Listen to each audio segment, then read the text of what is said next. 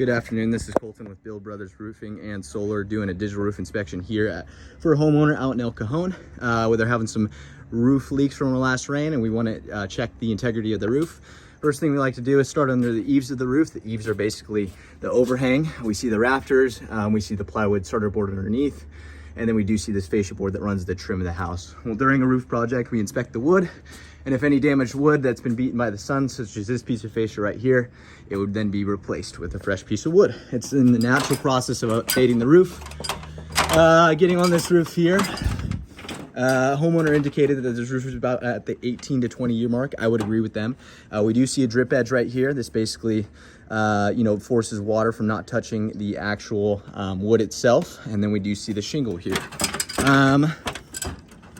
Home was built in the 50s, so most likely it was a wood shake roof at one time and then got overturned to a composite shingle. This is an architectural style asphalt shingle roof.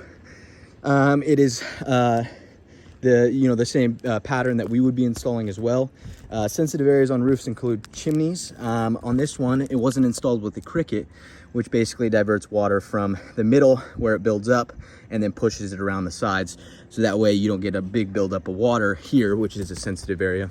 We do have a solar system installed here by Sunrun. The leak that is occurring is happening underneath the solar panels. I would bet it's from solar panel installation. There is some exposed nail holes on this roof that we can see on the front of this house that was cut for some reason. Somebody tried to put a little metal flashing underneath. I've seen this in multiple sections of the roof.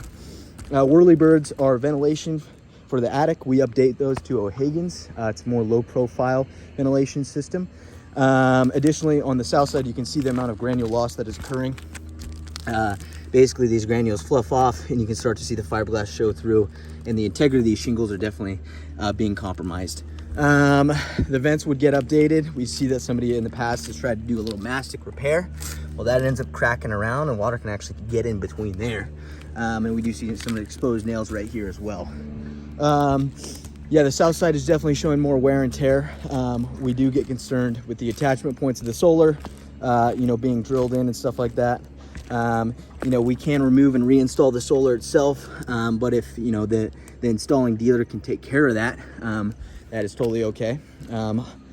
So full recommendation on the roof itself. It's definitely time to do a full roof replacement, in my opinion.